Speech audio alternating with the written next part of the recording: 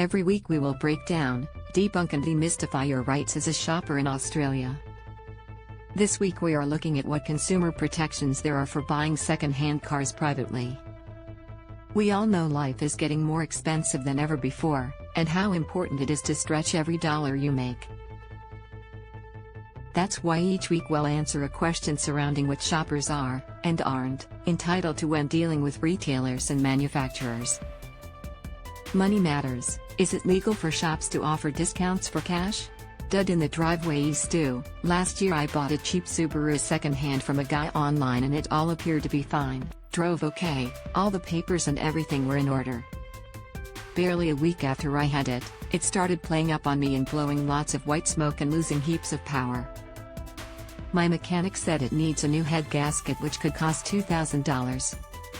I was really annoyed by this considering I only paid $2,500 for the car. Do I have any consumer protections to get my money back?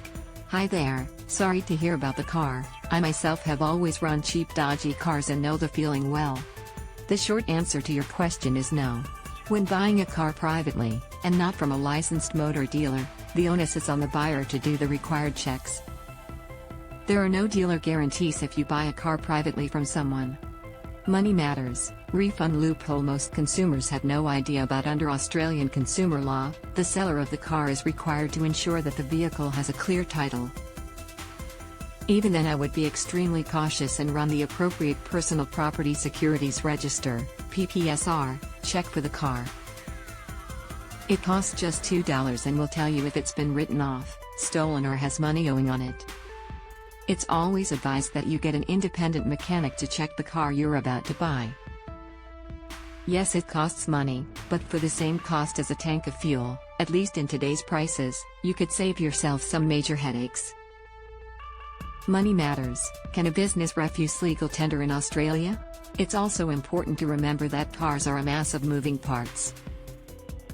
Despite the best intentions of manufacturers, cars can endure breakdown, sometimes soon after they are sold.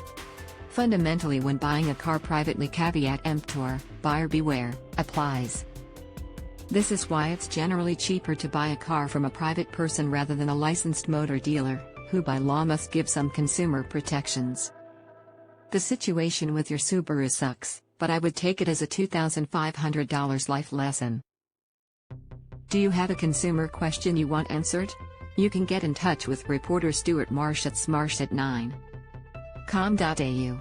The information provided on this website is general in nature only and does not constitute personal financial or legal advice. The information has been prepared without taking into account your personal objectives, financial situation or needs.